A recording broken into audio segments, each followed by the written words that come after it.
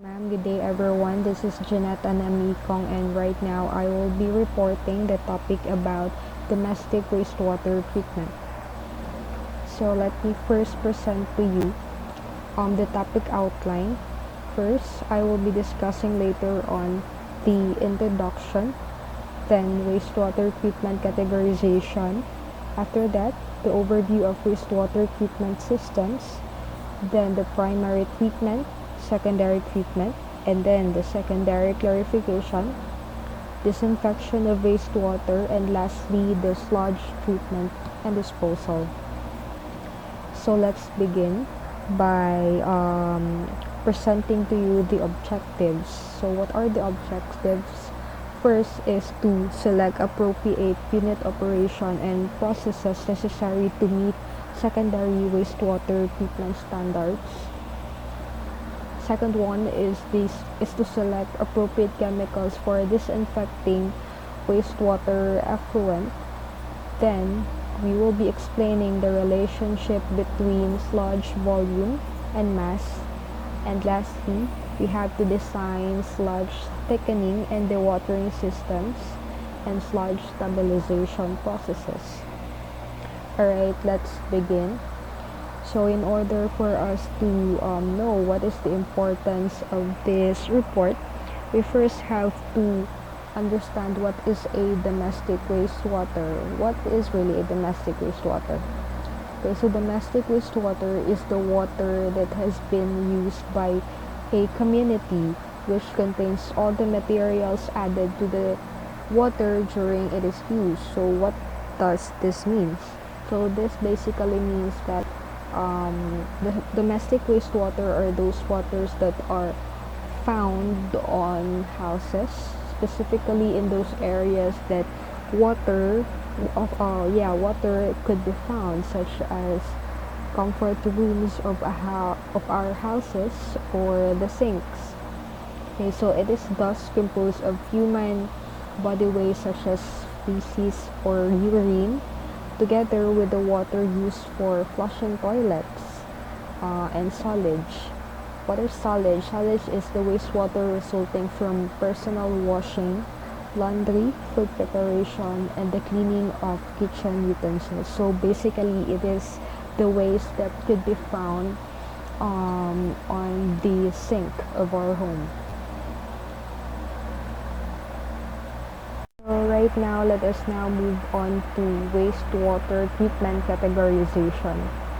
According to Richard O. Mines, designing domestic wastewater treatment plants requires knowledge of the influent wastewater characteristics and flows, in addition to the effluent requirements for proper selection of the treatment system. So what does this mean?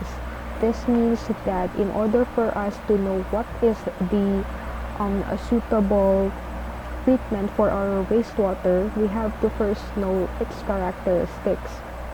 So the treatment scheme that is selected will consist of a series of first unit operation and second unit processes. So what is a unit operation? A unit operation is defined as a physical treatment such as screening, grit removal, sedimentation, and sludge dewatering. So basically, unit operation is the first process that our influent will be going through. So any treatment that involves a biological or chemical reaction, however, is called a unit process. So typical unit processes include first activated sludge, then trickling filters, rotating biological contactors, then membrane bioreactors, chlorination, and phosphorus removal by chemical addition. Each wastewater treatment plant has two treatment trains. First is, for treating the liquid portion of the wastewater. So this means the water that we will be treating. That is the first train. And then the other is for the residuals or sludge that is generated during treatment. So let me first define to you what is a sludge. This is actually a term that is usually used by environmental or sanitary engineers.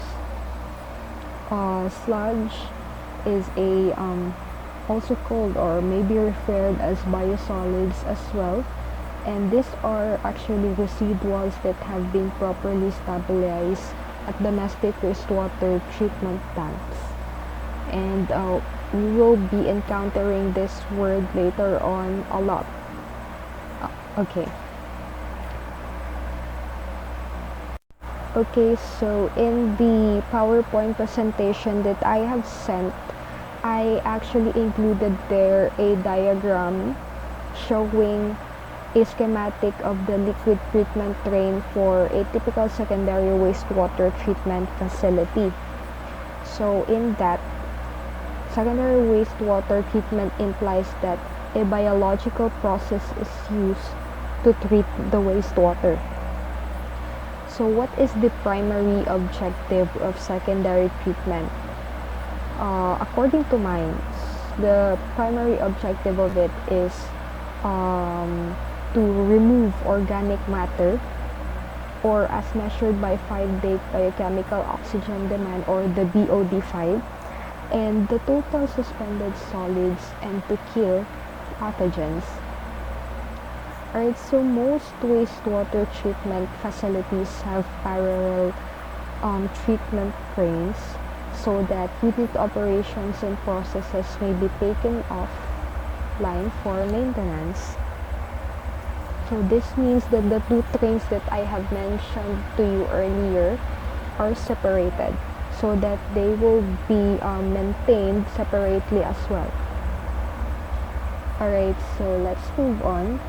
Effluent from the process depicted on the diagram that I have included in my PowerPoint presentation should be capable of meeting effluent limits of 30 milligrams per liter for both BOD and total suspended solids on an average monthly basis, or generally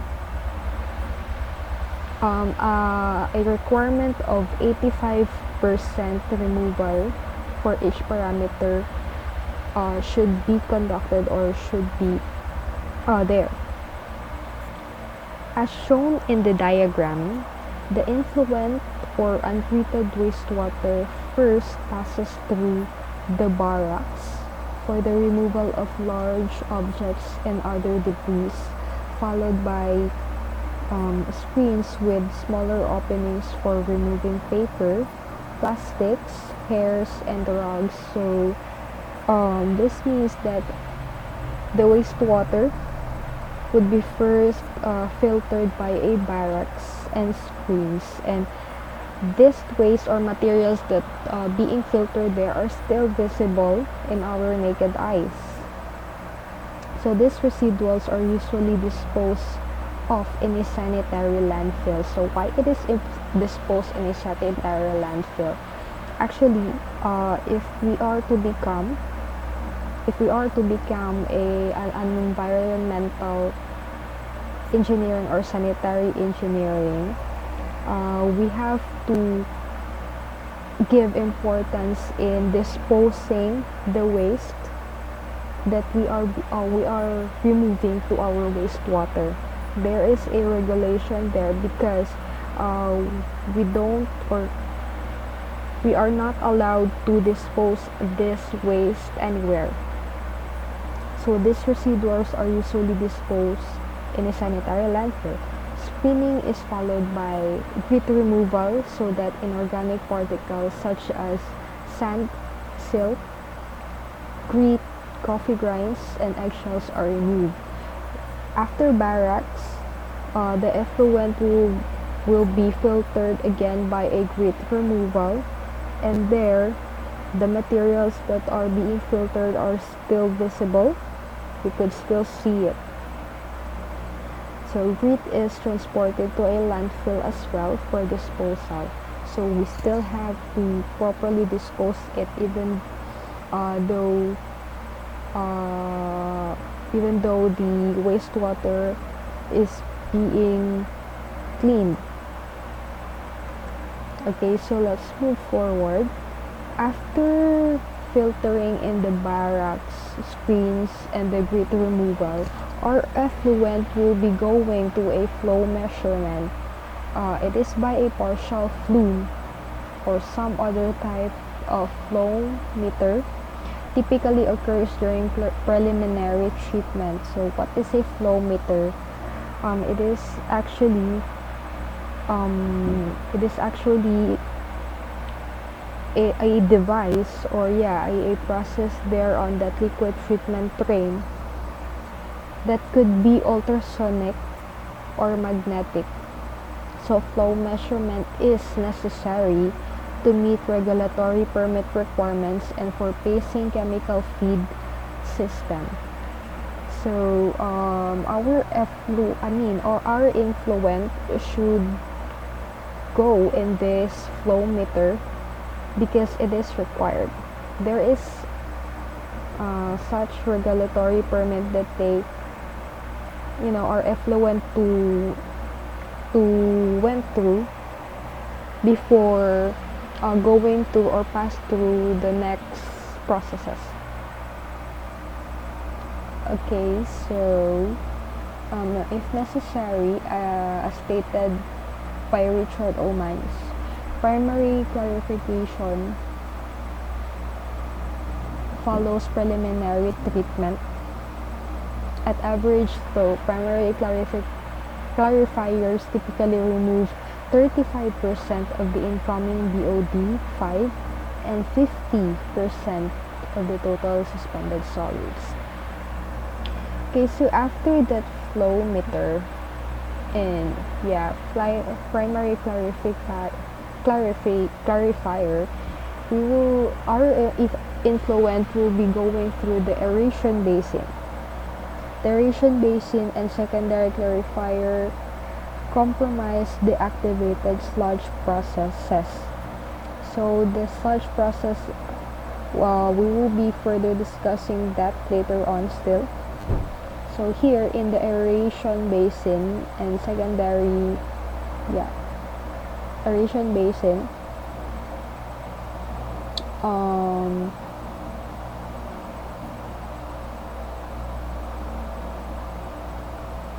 a heterogeneous culture of microorganisms, or primarily a bacteria, consumes a soluble colloidal and particulate organic matter. Most of these substances are oxidized to carbon dioxide and water to produce energy of the microbes, and a portion of the organics is used in the synthesis of biomass. So in the aeration basin, there is a heterogeneous culture happening,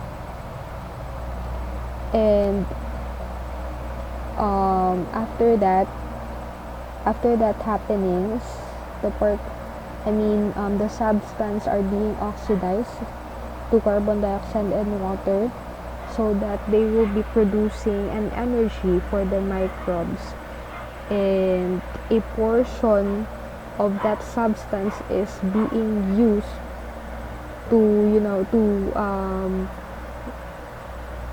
for the cultivation of the microbes.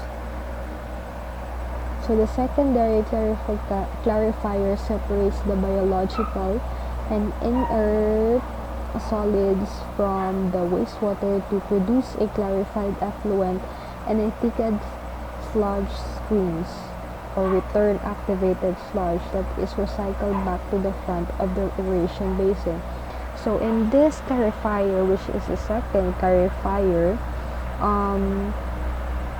the portion that were there on the aeration basin is returned, so that it will support the production of the microbes to again produce the energy. And then that is recycled back to the front of the basin. Secondary effluent then enters a chlorine contact basin, where chlorine is added to kill any remaining pathogens in the wastewater. The chlorine must be removed by some type of dechlorinization process before the effluent is discharged to a water body. Sulfur dioxide is often added for dechlorinating the wastewater. Okay, so since it is all true, our effluent had already took all the processes, waste activated sludge, however, is produced during biological treatment, or activated sludge process is processed in a sludge treatment train, and it is as well being depicted to a diagram that I have sent. Okay, so a typical sludge processing scheme for waste activated sludge would consist of an aerobic digester followed by thickening with a gravity belt thickening, and then prior to the long application of the sludge. So what is aerobic digester do? Aerobic digestion is a stabilization process that reduces the quantity of sludge that must be disposed of and also kills pathogen. So in this process, the sludge that being produced in our first train are being stabilized and reduced in its quantity. After that, the sludge will be thickened in the gravity belt thickener so that it will be reduced, or the volume will be reduced, that would eventually may be applied to an agricultural site for beneficial reuse of biosolids.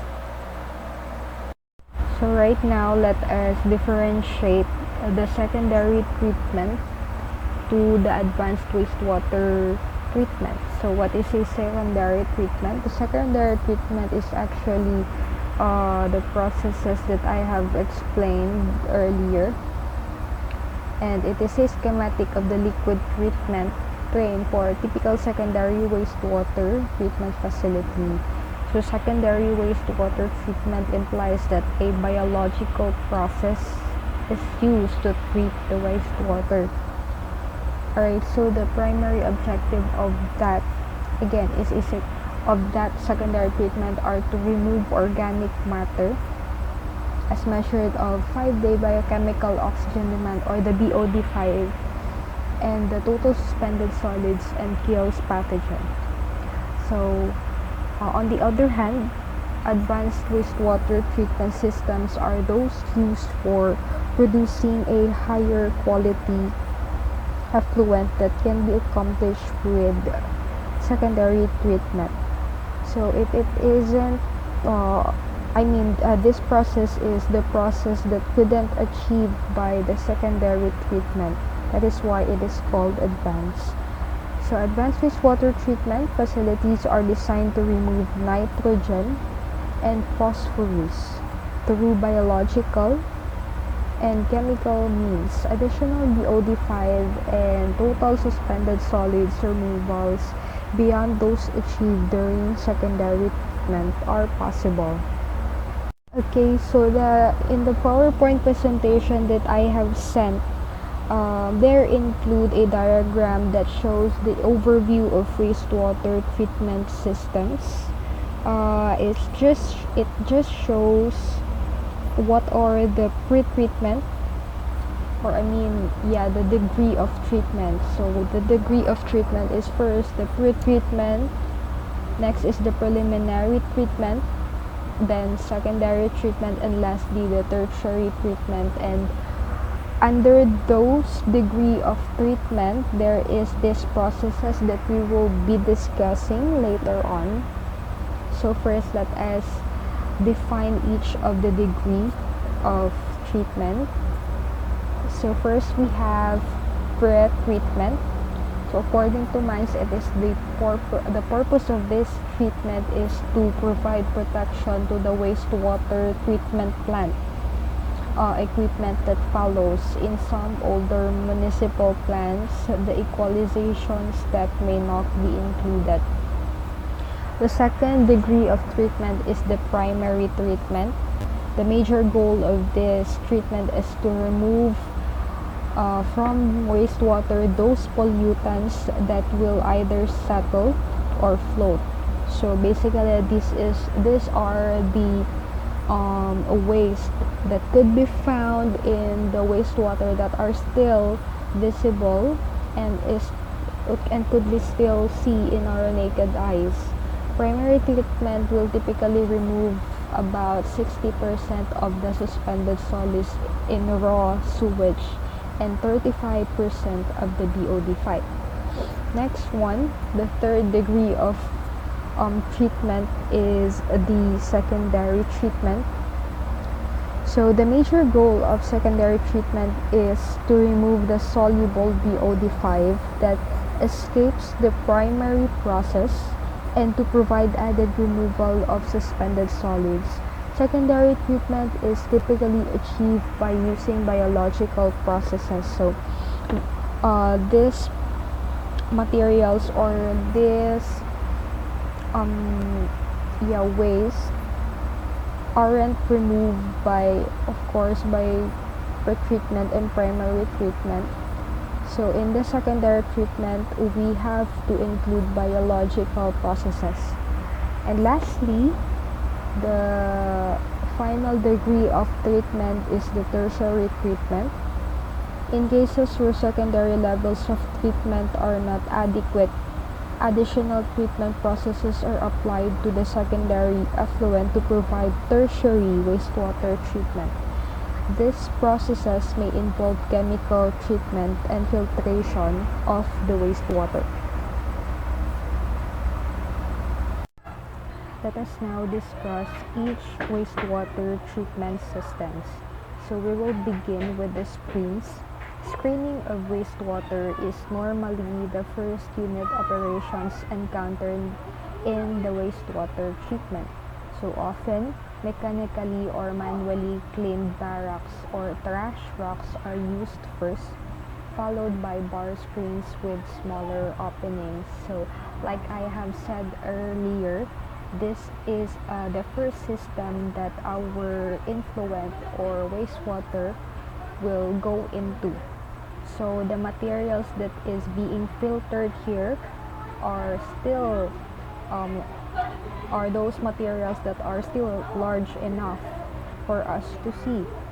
So in the PowerPoint presentation that I have sent, I included there a parameter for the screens. So there we could see the acceptable head loss, the bar size, depth, screen openings, slope from a vertical, velocity approach, and velocity through openings. So those are the criteria, particular criteria that the screen should be made of. Okay, so let's move on to the next system, which is the grit removal. So inert dense materials such as sand, broken glass, silt, and pebbles is called grit. If these materials are not removed from the wastewater, they abrade pumps and other mechanical devices, causing undue wear. So this means that if this material such as pebbles will not be filtered, it will cause complications on the device. Maybe perhaps it will destroy any parts of the device. So in addition, they have a tendency to settle in corners and bend, reducing flow capacity and ultimately clogging pipes and channels. There are two basic types of grit removal devices. First is the aerated grit chambers, and the other one is the vortex grit chambers. So what is an aerated grit chambers? So aerated grit chambers is the spiral roll of the aerated grit chamber's liquid drives the grit into a hopper, which is located under the air diffuser's assembly. In the PowerPoint presentation that I have sent as well, I've included an image of what aerated grit chamber looks like. The shearing action of the air bubbles is supposed to strip the inert grit of much of the organic material that adheres to its surface. So next one, after the aerated, we have the vortex grit chambers. So these chambers, wastewater is brought into the chamber tangentially. It is being shown on in the figure that I have also included. At the center of the chamber, a rotating turbine with adjustable pitch blade along with the cone-shaped floor producing a spiraling donut-shaped flow pattern. So this pattern tends to lift the lighter organic materials and settle the grit into a grit sump. The effluent outlet has twice the width of the influent flume. So again, the figures or the image or what aerated and vortex grit chambers looks like is in the PowerPoint presentation. So right now we will be discussing the topic about activated sludge. So what is an activated sludge? Activated sludge process is a biological wastewater treatment technique in which a mixture of wastewater and biological sludge or microorganism is agitated and aerated. Because the microorganisms are suspended in the liquid wastewater, this process is known as a suspended growth process. The biological solids are subsequently separated from the treated wastewater and returned to the aeration process as needed. So like I have explained earlier in the overview, doon sa part ng aeration system, doon ang nangyayari ang separation ng portion ng substance kasi gagamitin yun ulit at ibabalik sa aeration system. Why? Because we need those microorganisms to produce energy, enough energy to supply in the process. Okay, so activated sludge process derives its name from the biological mass formed when air is continuously injected into the wastewater. So that is why it is called aeration. In this process, microorganisms are mixed thoroughly with the organic compounds under conditions that stimulate their growth through use of the organic compounds as a food. So as we all know, in order for something or for a substance to oxidize, we have to give it a nutrients. Nutrients is a part of the process, and it should be included so that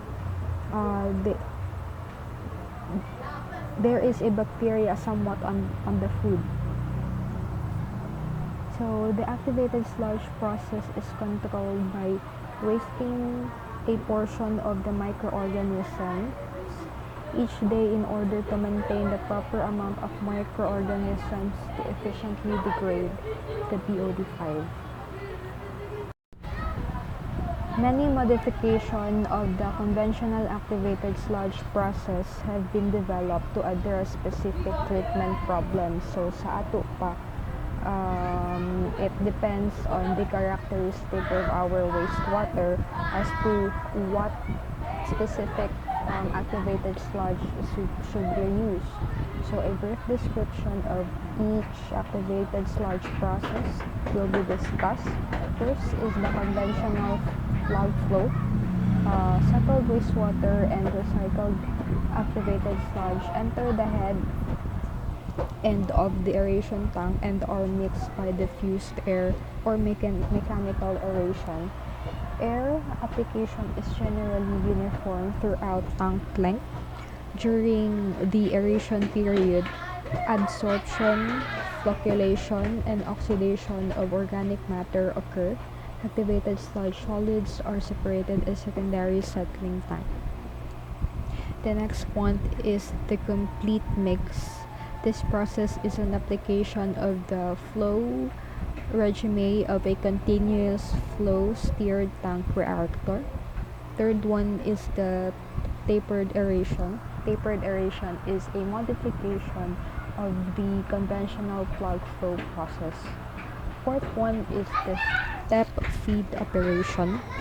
Step feed operation is a modification of the conventional plug flow, the first activated sludge process, in which the settled wastewater is introduced at several points in the aeration tank to equalize the food to the microorganisms. So, like I have stated earlier, the microorganisms needed food. The lowering peak oxidation demand, generally 3 or more parallel channels are used. Flexibility of operation is one of the important features of the process. Okay, so the fifth activated sludge process is the modified aeration. It is similar to the conventional plug flow process except that shorter aeration times and higher F over M ratios are used. The OD removal efficiency is lower than other activated sludge process. The next one is the contact stabilization. Contact stabilization uses two separate tanks or compartments for the treatment of the wastewater and stabilization of the activated sludge. So, kinahanglan siya two separate tanks in order to have a activated sludge stabilization. Next one is the extended aeration. Extended aeration process is similar to the conventional plug flow still, except that it operates in the endogenous respiration phase of the growth curve, which requires a low organic loading and long aeration time. So process is used extensively for prefabricated packaged plants for small communities. The next one is the high rate aeration. High rate aeration is a process modification in which high MLSS concentrations are combined with high volumetric loadings. This combination allows high F over M ratios and long mean call residence time, with relatively short hydraulic detention times. Adequate mixing is very important if we are going to use high rate aeration. The next activated sludge process is the cross process. It is a process variation of the steps aerations process used to treat wastewater with low nitrogen levels. The next one is high purity oxygen. High purity oxygen is used instead of air in the activated sludge process. Oxygen is diffused into covered aerations tanks and is recirculated. The next one is the oxygen ditch. Oxidation ditch consists of a ring or oval shaped channel and is equipped with mechanical aeration device. So if we are going to use this kind of activated sludge process, it is more mechanical aerations than those other activated sludge process. Screen wastewater enter the ditch. That is how it is being processed, and it is aerated and circulates at about 0.25 to 0.35 meters per second. The next activated sludge process is the sequencing batch reactor. It is a fill and draw type reactor system involving a single complete mixed reactor in which all steps of the activated sludge process occur. The next activated sludge process is the deep vertical shaft reactor. The deep vertical shaft reactor is a form of the activated sludge process. A vertical shaft about 120 to 150 meters deep replaces the primary clarifiers and aeration basin. The next activated sludge process is the single stage nitrification. In this stage, both BOD and ammonia reduction occur in a single biological stage. Reactor configuration can be either a series of complete mixed reactors or plug flow. And the last sludge activated sludge process is the separate stage nitrification. In this process, a separate reactor is used for nitrification. Operating on a feed waste from a preceding biological treatment unit, the advantage of this system is that operations can be optimized to conform to the nitrification needs. I am now going to discuss aeration systems. So wastewater aeration is a process that occurs when air is added directly to the wastewater, which allows for aerobic biodegradation of any pollutants contained within. Aeration is an essential component of treating wastewater. The main benefit of using aeration is that it's a natural method of getting rid of the pollutants in the water. So the chemicals that are used with other treatment systems can be harmful when used in a high amounts. So aside sa aeration system, the other systems mainly use chemicals. So pag high ang chemicals dito, dili siya maayo sa wastewater. But if we are going to talk if the process is in the aeration system, it says that it is all natural. In this process, oxygen will just be added to the substance in order for an aerobic biodegradation happen. So the main benefit of again using an aeration is it is a natural method. On the other hand, the aeration process used microorganisms that already exist within wastewater to degrade the contaminants. So meaning, diri sa aeration system, ang katong gigamit na kanang contaminants is again reused. So sa ato pa mas mas environmental friendly kay gina-reuse niya mismo katong contaminants, diba?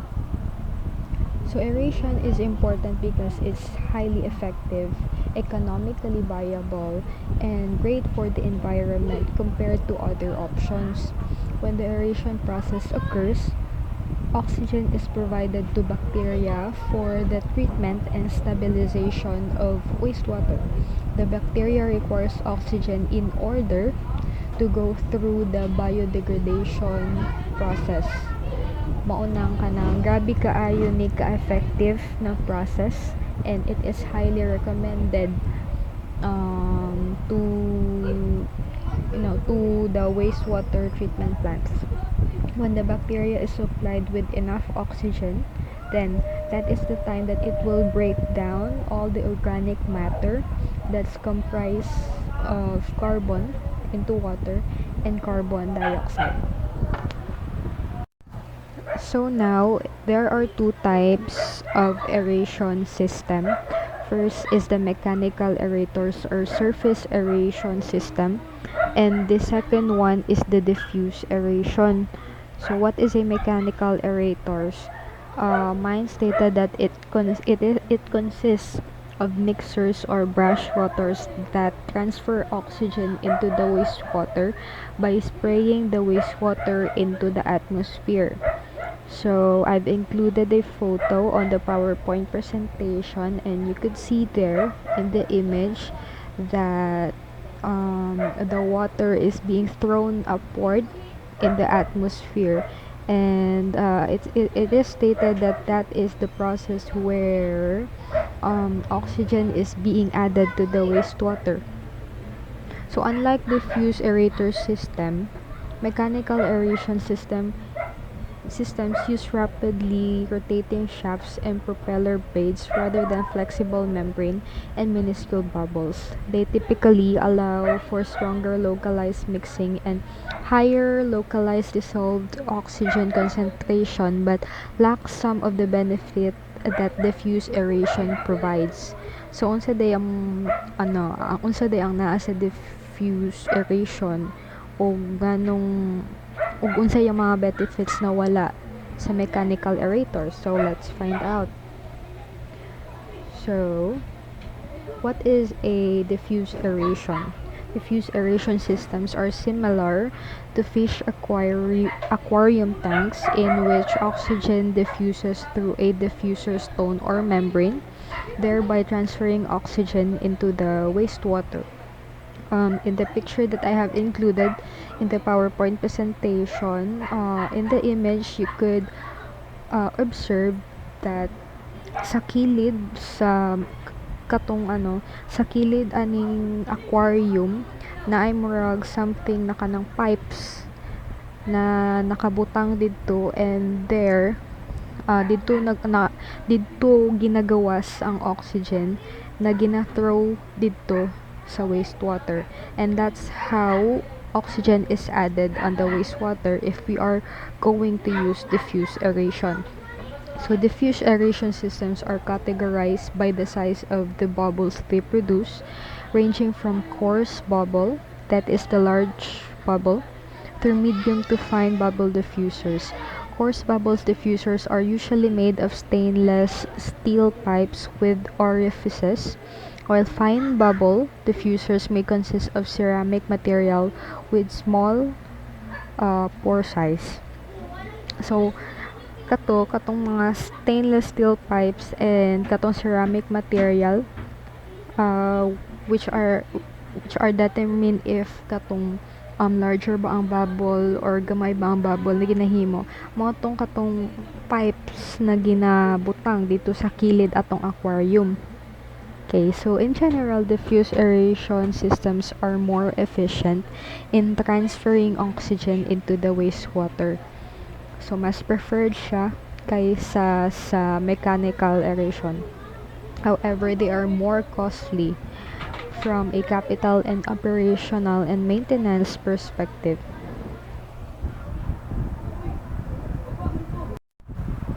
Right now, we will be discussing about trickling filters or trickling filters, an alternative biological process that was often used before activated sludge systems had gained wide acceptance is the aerobic attached growth process called the trickling filter. With trickling filters, wastewater is applied to some type of filter media.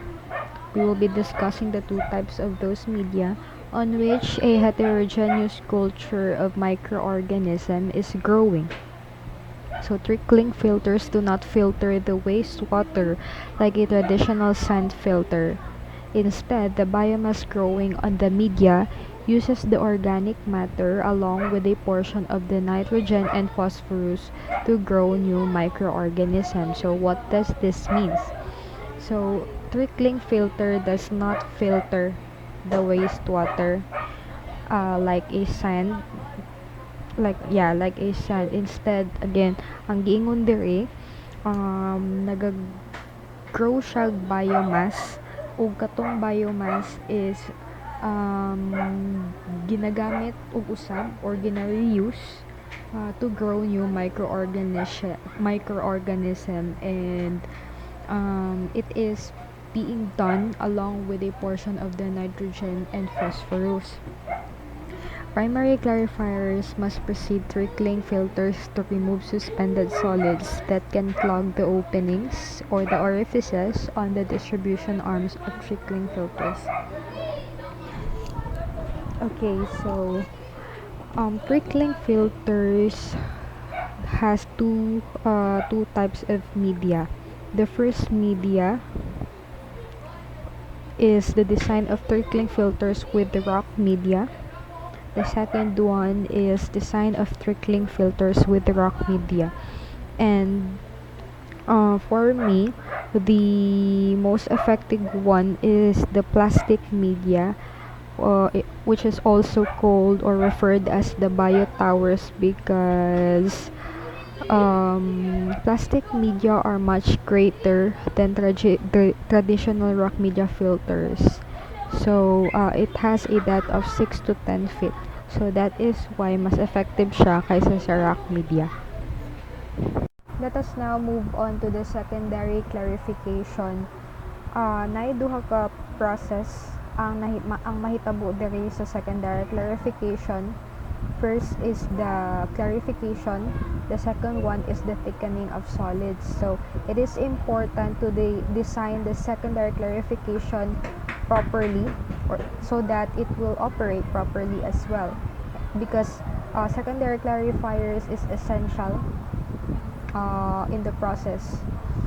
So, when mixed liquor from the activated sludge process enters the secondary clarifier, again, there are two process streams are produced, since there are two processes that is being done. First is the clarified secondary effluent, and the second one is the concentrated stream called the underflow. Clarification relates to the removal of suspended solids that enter the clarifier so that effluent can be met. Okay, so let's now move on to the types of settling. The biological solids generated during secondary treatment from processes such as activated sludge are flocculent in nature. Depending on the concentration, they will exhibit either what type settling characteristics. So there are two types of settling characteristics. First is the type 2, the second is the type 3, and in the type 2, it is defined as settling involves flocculent particles at dilute solid concentration lesser than 1000 milligrams per liter. As these particles settle, the particles flocculated and they thus increase in size, causing them to settle at a faster velocity. So, flocculation, ang katong particles is kanang nagadako siya. Thus, pagka dako niya, mas faster ang iyahang pagsettle. Type 3, however, is a setting where it hinders or zone the settling. It involves flocculent particles at solid concentration ranging 1000 to 4000 milligrams per liter. These flocculent particles are so close together that interparticle forces cause them to remain in a fixed position relative to each other, and the mass of particle settle as a zone. At high solid concentrations, when particles contact each other, settling can only happen if the mass of solids in the lower depths of a clarifier compress or consolidate. So maulang dito lang to siya mo settle daw if kanang dako ang chances na kanang magdikit-dikit tong mga particles. This is called the type 4 or compression setting, and the particles have only a slight velocity. In addition to those types of settling, it is also stated na earlier I have stated, diba, na kanang kailangan proper ang pag-design sa secondary clarification para ma-achieve ang goal niya properly. And ang designing is based on a theory called solid flux theory na gihimo ni Dick in 1970. So in the PowerPoint presentation, I included the graph there, which explains the solid flux theory. And by designing the secondary clarification, there are two types of designing it. The first one is designing it for suspended growth system. The second is designing the secondary clarifier for attached growth systems. Right now, let's discuss disinfection. So the purpose of disinfecting wastewater is to kill and inactivate disease-causing organisms or pathogens, basically, such as bacteria, protozoa, helminths, and viruses. Wastewater must be disinfected in situations where human may come in contact with it, such as the drinking water in our faucets. Disinfection is not the same as sterilization, which is the destruction of all organisms. Nga naman. Kay in sterilization, imbis ang katong bad organisms lang ang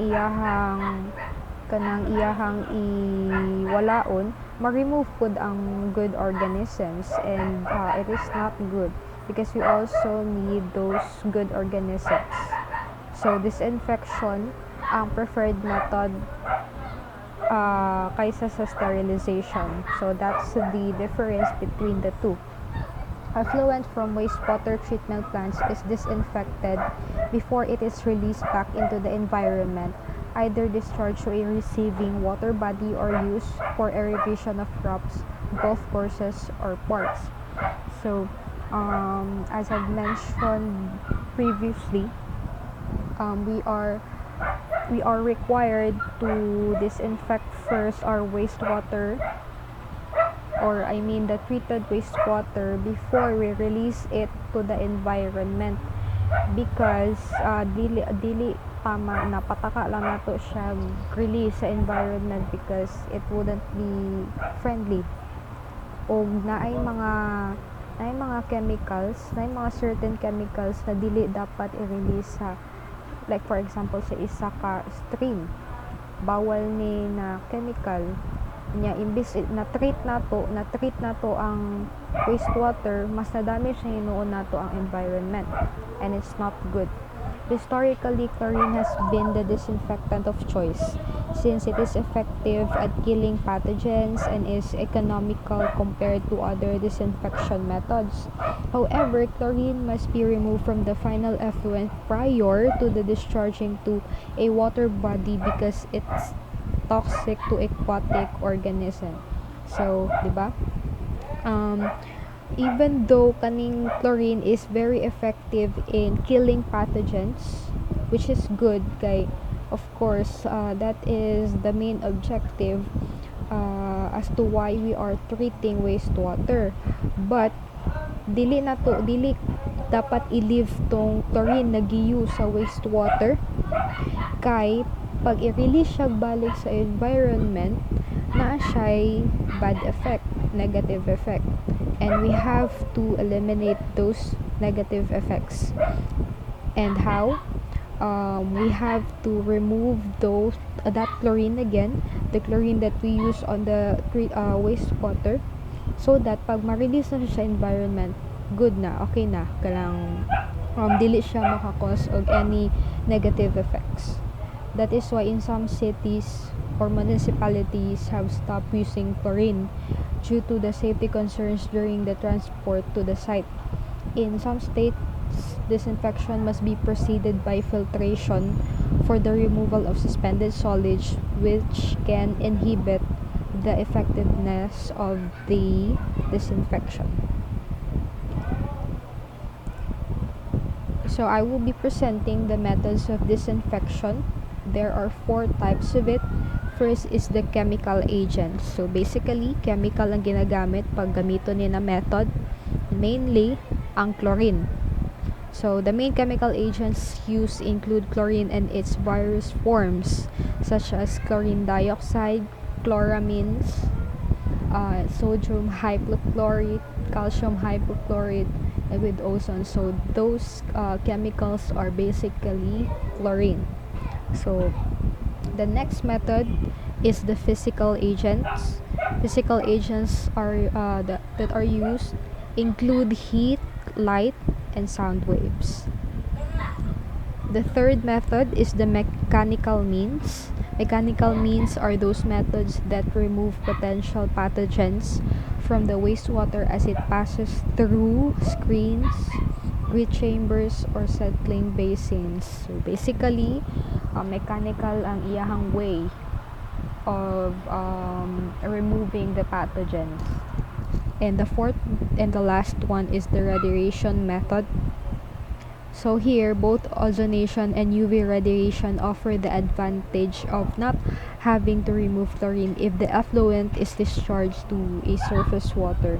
Ozone and UV treatment also eliminate concerns over the production of triohalomethanes and haloacetic acids, which are chlorinated organic species and suspected carcinogens that results when chlorine is added to water containing organic compounds. So carcinogens, what is a carcinogens? Those are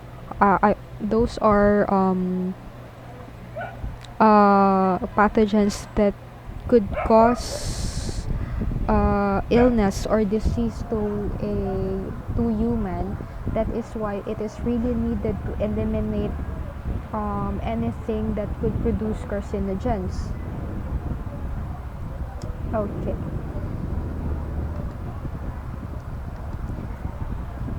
So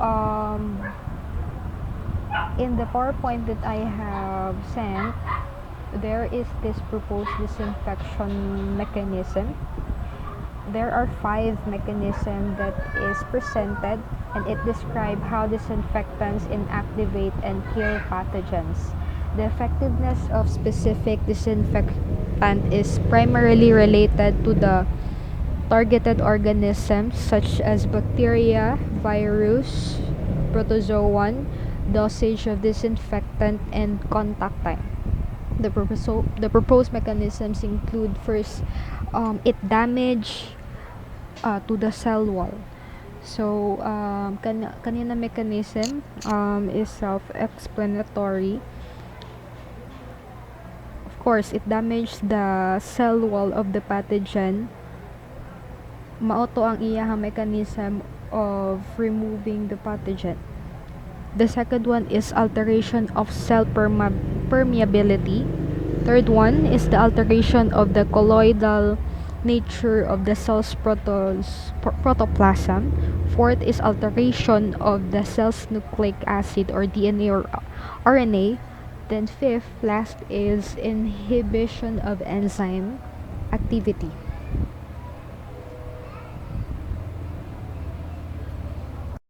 Okay, so let us now discuss the sludge mass volume relationship. It is necessary to be familiar with sludge mass volume relationship when designing solids handling and treatment systems. The specific gravity of the dry solids and sludge are important values to know.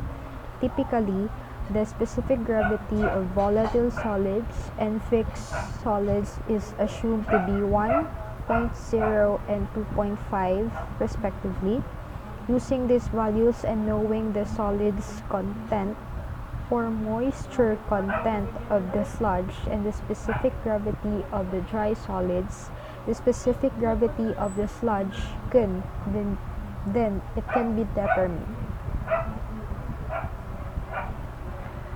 So sludge unit operations and processes has major goals, and these are: first, reduce the volume of the sludge. Second is to kill pathogenic organisms in the sludge. Third is to stabilize the sludge by furthering reducing the organic content. And fourth is to produce a product that can be used beneficially or safely disposed. So there are numerous options available for sludge processing.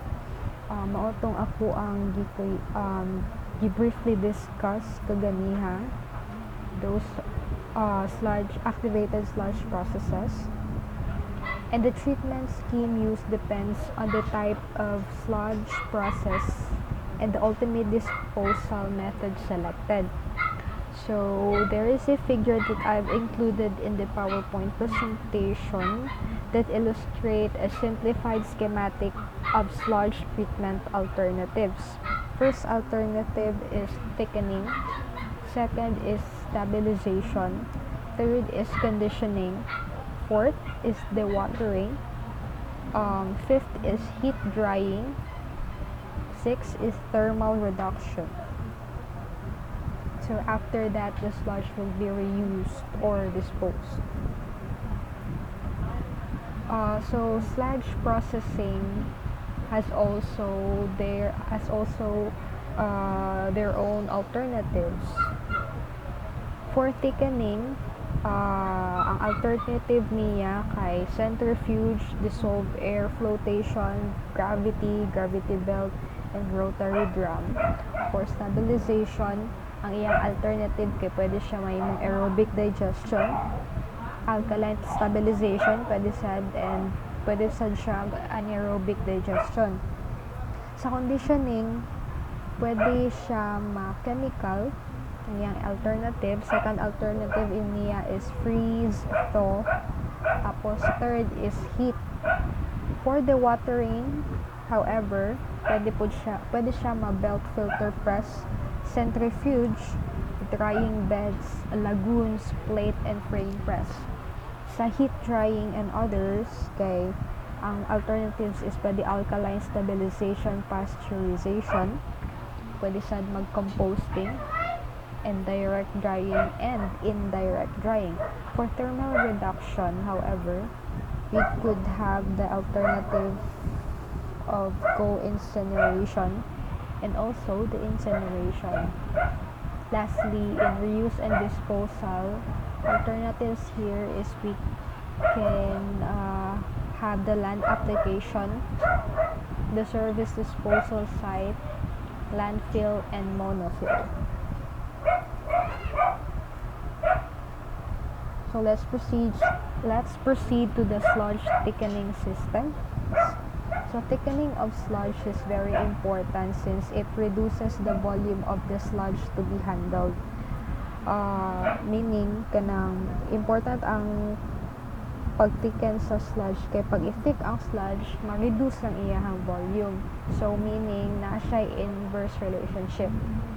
Thereby reducing their size of subsequent solid handling processes such as sludge stabilization, increasing the solids content of sludge from 1% to 3% results in a 67% reduction in the sludge volume.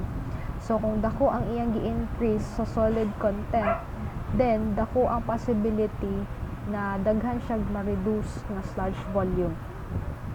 Typical sludge thickening operation with approximate solids concentration associated with each, including gravity thickening, gravity belt thickeners, dissolved air flotation, and thickening centrifuges. So nga naman kailangan nato unsay purpose ngano nato kailangan if thicken ang sludge. This is because again, since na siya inverse relationship, pag ma-thick ang sludge, na possibility na gamay ang volume, and hence pag gamay ang volume sa sludge, then mas environmental friendly siya. So recall that a 1% solid concentration is approximately equal to 10,000 milligram per liter, assuming that the specific gravity of the sludge is 1.0. So 1.0, that is constant. Designing sludge thickening unit operation involves performing mass balances on the sludge flow and sludge solids quantity into and out of the unit operation.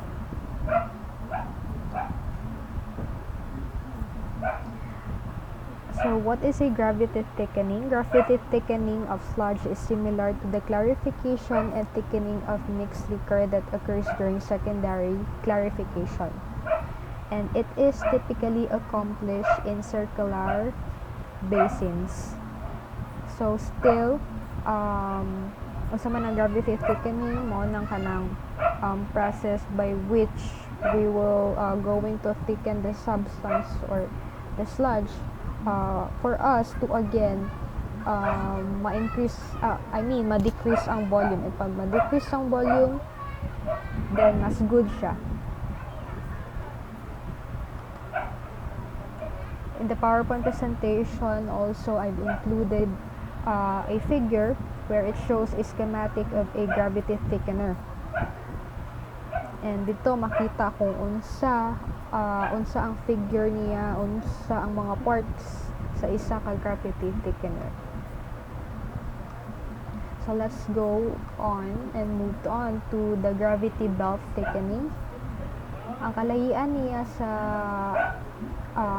previous one, which is the gravity thickening, is that gravity belt thickening are mechanical devices that consist of a fabric mesh belt that is moved over a series of rollers by a variable speed drive. So, nana po isa ka figure dito na makita nato ang isa ka device na kanang nasa belt o kanang gina-control siya sa daghan na roller. So, polymer conditioned sludge is applied to a distribution box, a tone end of the unit, which evenly distributes the liquid sludge across the entire width of the belt. So, ang purpose sa gravity belt is again to distribute the liquid sludge across the entire width of the belt.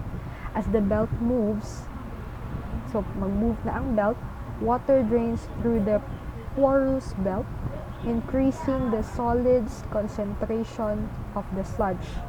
So still, ang aim Japon ani is ma-increase ang solids concentration. A series of flow blades along the longitudinal axis of the unit produce ridges and furrows, enhancing the draining of water from the sludge. An adjustable pitch ramp is located at the discharge end of the gravity belt thickening. So thickened sludge travels over the ramp and jumps into a hopper to be transported for a further processing. The belt is then rinsed with a high-pressure water spray to remove solids and polymer from the pores of the porous fabric. The effective width of the belts used typically range from 1.0 to 3.0 meters in increments of 0.5. Design and hydraulic loading rates for gravity belt thickening are presented as well on the PowerPoint presentation. There you could see the typical operational data for gravity belt thickeners. So let's move forward to the centrifuges. Centrifuges are used for thickening and dewatering sludge. Waste-activated sludge may be thickened using a solid bowl centrifuge without having to condition the sludge with polymer. To improve the performance, however, of that centrifuge, it is recommended that standby polymer addition systems be provided. So operational and maintenance costs can be substantial for centrifugal thickening, and it is only recommended for facilities larger than 5 mgd. So usahay ra siya gina-recommend sa city kay again it is costly and expensive. Let us now move forward to the sludge stabilization. What is sludge stabilization? The objective of this process is to reduce the liquid volume and quantity of sludge solids, prevent nuisance odors, and reduce the pathogen content. So there are two primary means of stabilizing wastewater sludge include aerobic and anaerobic digestion. So you all know aerobic includes oxygen or air, while on the other hand, anaerobic doesn't include air or any oxygen. A brief description of aerobic digestion will be presented, followed by a discussion of anaerobic digestion. So what is aerobic digestion? is actually a continuation of the activated sludge process operating in the endogenous phase. Typically, waste activated sludge is aerated for extended periods so that microorganisms oxidize their own protoplasm since exogenous or external carbon has been depleted.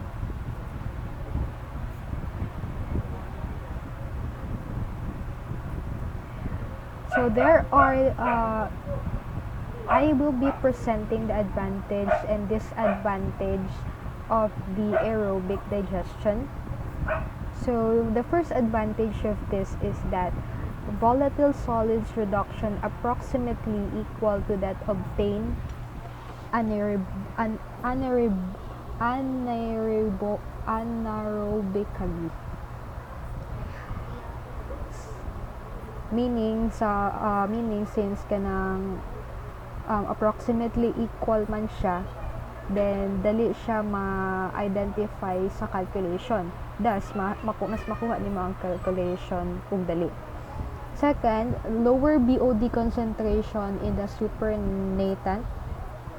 Then, ang third advantage niya is production of humus-like biologically stable end product. So, since stable siya and humus-like, then bagay siya or pwede siya ma-reuse as agricultural purpose. Fourth is the recovery of the basic fertilizer value. So, meron siya katong third na advantage niya. Ang katong humus-like na ma-produce niya could become a fertilizer, and it's really good, right? Kay mas na ang katong wastewater na ato ang gitreat, tapos na siya ma-produce na sludge, and that sludge could be reused again for for another environmental purpose. The fifth advantage of aerobic digestion is the ease of operation. So smooth and dali ra siya himuon compared sa anaerobic. The sixth and the last advantage is lower capital costs as compared to anaerobic digestion. So kani siya, ang aerobic digestion is mas mura kaysa sa anaerobic. So what are the disadvantages, Bob, of the aerobic digestion? First, it has a high power cost associated with aeration. So since naga-involve siya kanang production of air or oxygen, then kanang gasto siya power. Kay of course kailangan mag-air ang process, diba? Ang second disadvantage is digested sludge has poor mechanical dewatering characteristics. So, kay mas preferred man nato jud dapat nakanang dili poor ang mechanical dewatering characteristics niya. Kay of course kung poor to, edi na kanang mas na ay pag-abot sa dewatering processes na pod na ay mas dako ang work na kailangan didto na sludge, diba? The third disadvantage is process is significantly affected by temperature. So again, since aerobic, pagtaas ang temperature, of course na-adjoy siya effect sa process. Fourth, it cannot recover methane. Then fifth, generally a lower solids content in digested sludge. Tapos six, ang last disadvantage aerobic digestion is it may have trouble meeting the vector attraction reduction rule. What is a vector attraction reduction rule ba? There's 12 options available. Option 1, 38% reduction in volatile solids is the most widely accepted option.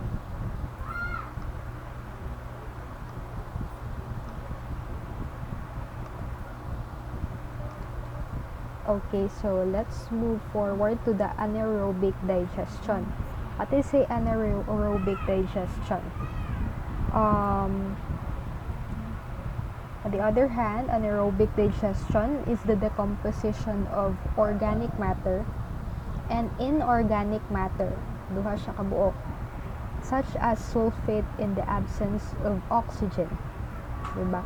Kung ang aerobic include or kailangan ng oxygen, kaning anaerobic dili kailangan ng oxygen at all. It is modeled as a 3-step process. First is hydrolysis, second is acidogenesis, then third is ang methanogenesis. During hydrolysis, complex organic solids are hydrolyzed by bacteria. Again, complex organic solids are hydrolyzed by bacteria through secretion of extracellular enzymes. Carbohydrates, proteins, and fats are converted to simple carbohydrates, amino acids, and fatty acids. The second step is the acidogenesis. Involves the conversion of soluble carbon from hydrolysis into organic acid, SAN-H2 by facultative and anaerobic bacteria. The pH will drop in this step, and other fermenting bacteria partially oxidize organic acids to acetic acid and hydrogen gas. Methanogenesis, the last step, is the bacterial conversion of fatty acids and hydrogen into CH4 and CO2 by strict anaerobes. This gasification of organics is accomplished by acid splitting, methane forming bacteria known as methanogens. So in the PowerPoint presentation that I've sent, there I include a diagram or figure of a 2-stage anaerobic digestion, and there it shows how a sludge is being processed under anaerobic digestion.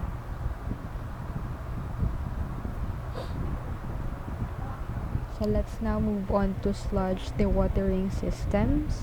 Dewatering is a unit operation primarily accompanied by mechanical means. So the objective of dewatering is to increase the solid contents of the sludge. Parehas gyapon ang iyahang main goal, thereby reducing the volume of sludge that must be handled.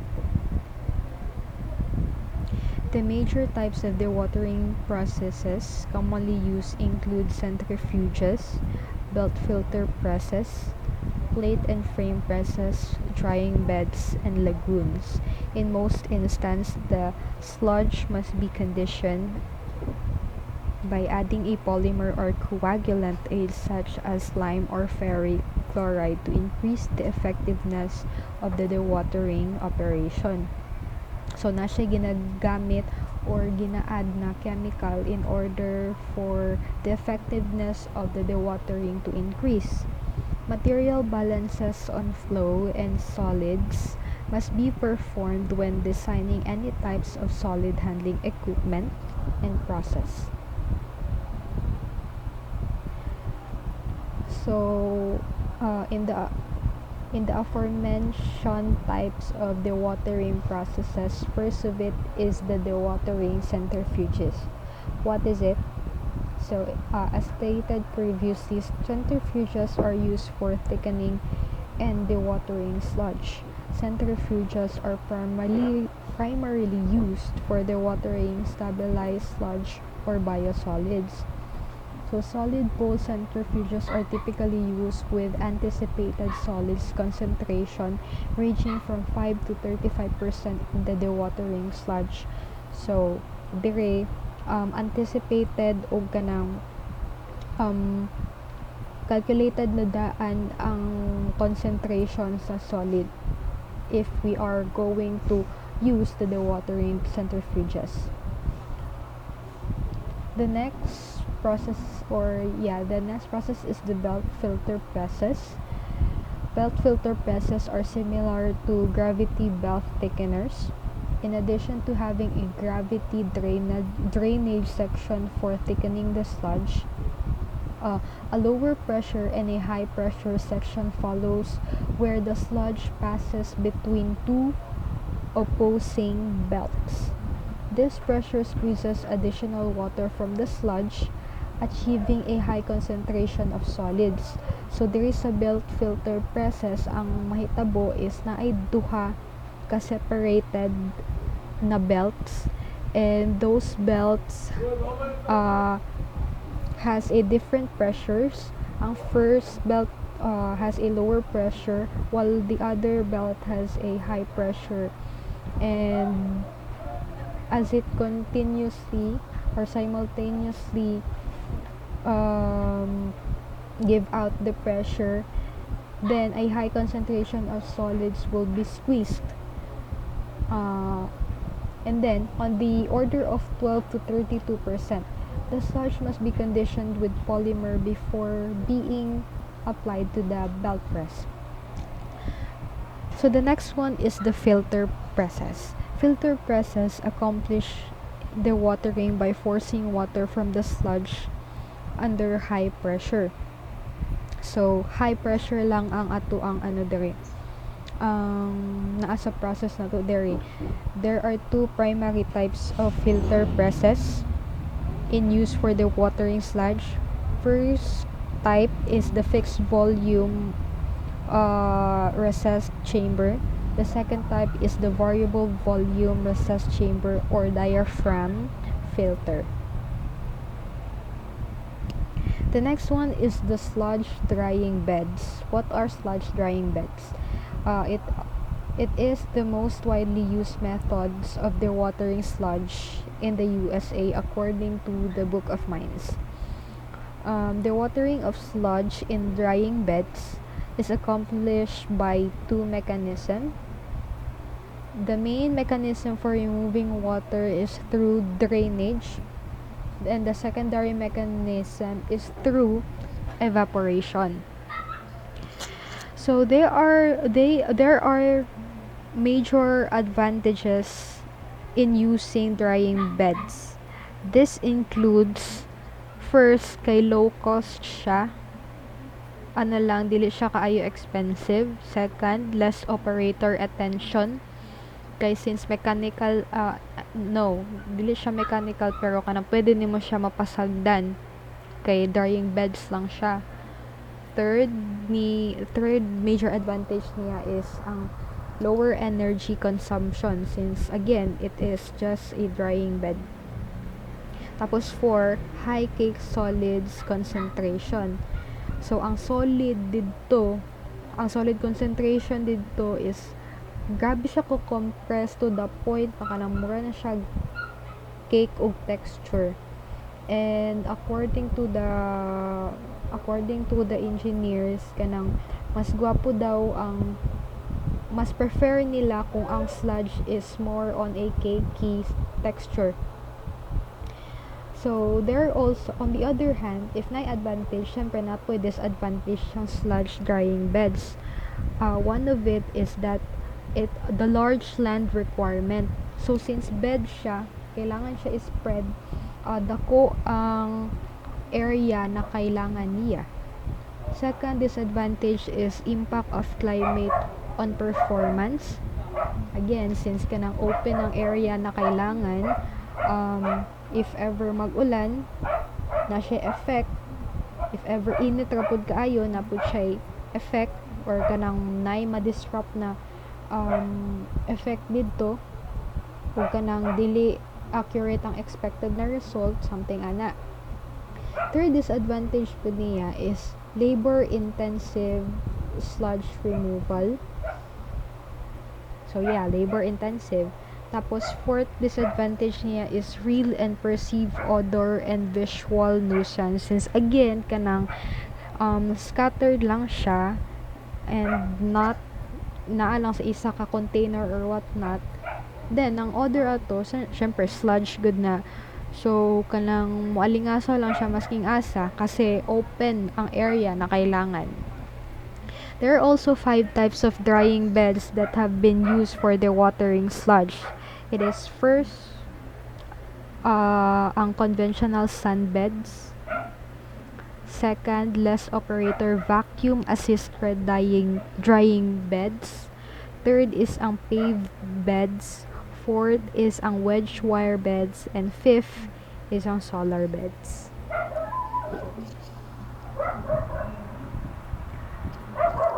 So, sa kato na mga types, ang first one is the sand beds.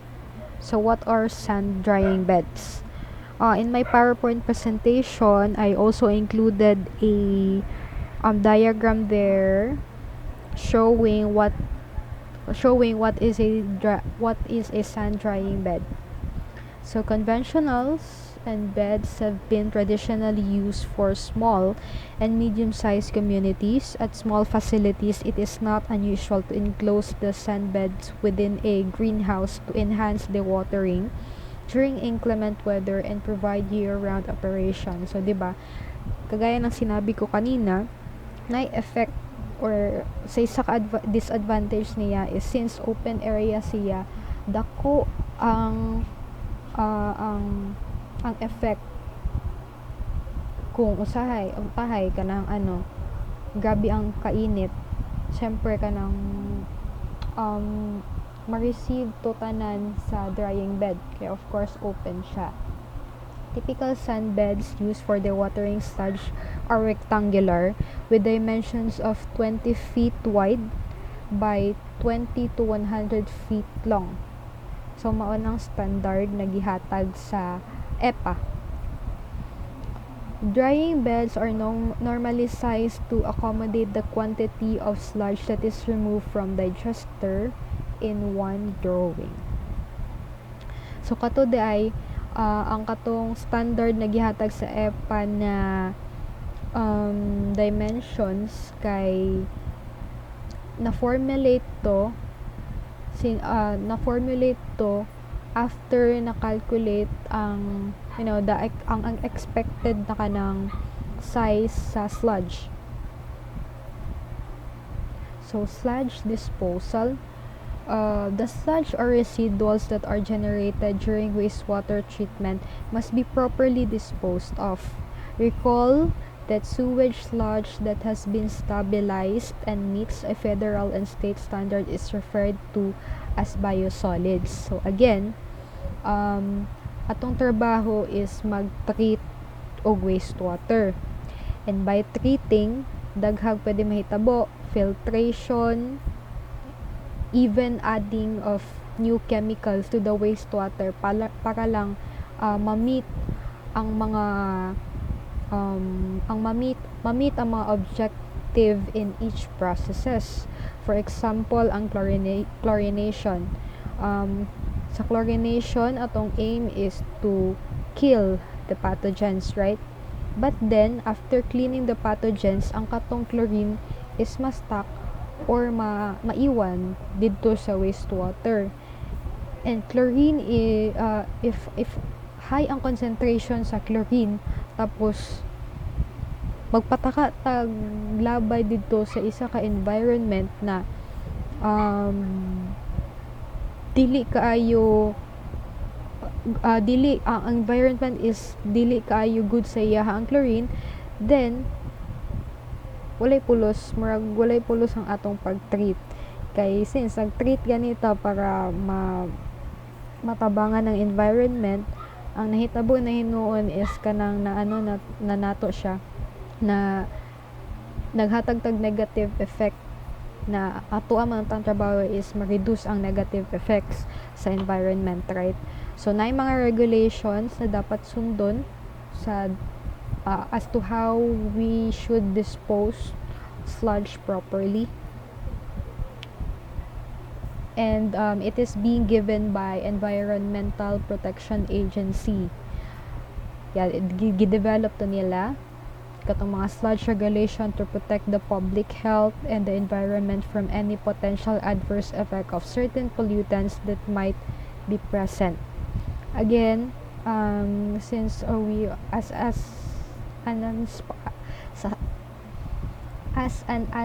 as an aspiring sanitary engineer, we have to embrace these regulations kay dili na to gusto na kanang atong trabaho is mag-treat nya, since dili lang takabalo mo dispose og tarong, mawala ang sense sa ato ang trabaho, diba?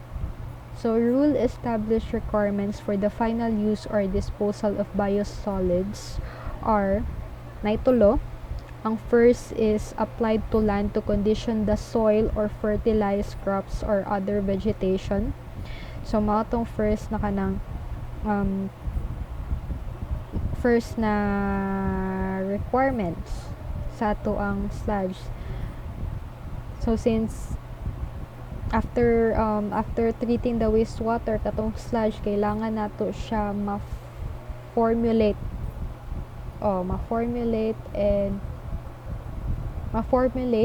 in order for it to be allowed to become a fertilizer or for other vegetation. Ang second requirement niya is ang sludge is kailangan ma-place on a surface site for final disposal.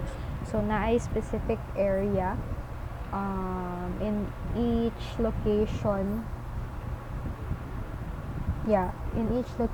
na kanang gihimo para ma-dispose ang sludge. Perhaps na po diri sa Davao, of course na adjud na. And third requirement is fired in a biosolids incinerator. So katong sludge, ang last requirement niya is kanang painiton siya or kanang isulod siya sa isa ka apoy in a standard temperature.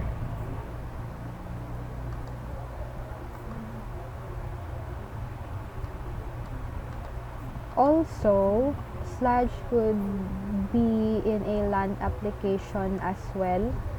What is a land application? So, land application of biosolids is considered a beneficial use by the Environmental Protection Agency and is encouraged because biosolids contain beneficial plant nutrients such as nitrogen, phosphorus, and potassium, and soil conditioning properties. Bastain reported that 54% of the sewage sludge generated in the US was applied to land in 1995.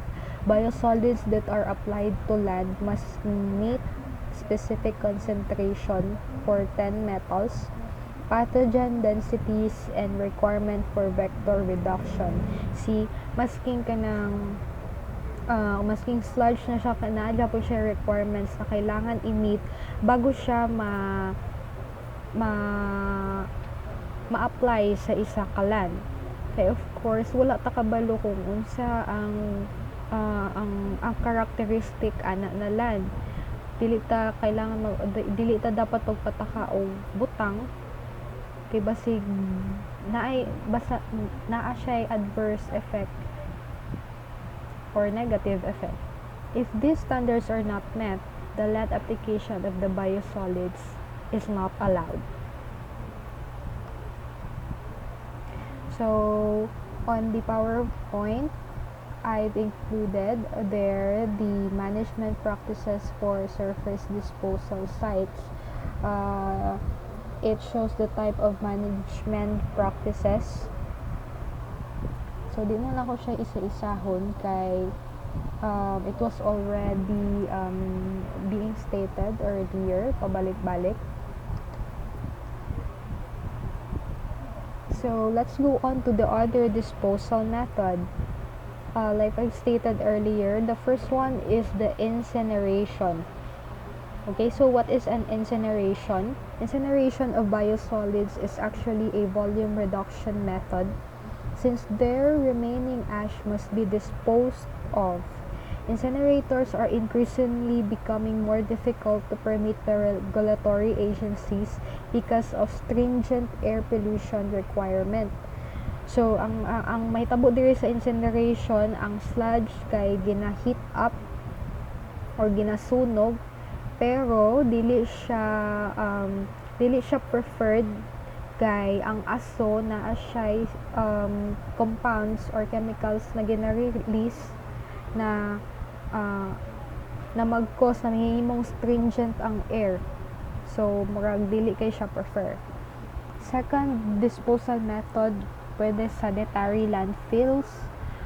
Screening, breathe, and ensure typical co-dispose with municipal solids waste in a sanitary landfill. Most municipalities require that biosolids must have a solid concentration of approximately 20 to 25% to be accepted for disposal in a landfill. So dito sa mga katong pinaka first na report, katong first na topic, which is ang screening and greet, diba ang mga material na gina-filter dito is large enough to be seen by our naked eyes. So kato na mga materials should be disposed properly, and it should be disposed or it could be disposed in a sanitary landfills. Mo tong preferred na disposal method niya. Ang third disposal method is ocean dumping. Pumping biosolids through pipelines for disposal in the ocean or barging them out to the sea for dumping is no longer practiced. So, dati, nahimo siyang method since, of course, kanang dili pa kaayo polluted ang ocean. But right now, since we do have a lot of kalakakan or kanang movement na kailangan nato i-save ang ocean, then dili na siya allowed na practice. So that's it. That is everything. That is my report about domestic wastewater treatment.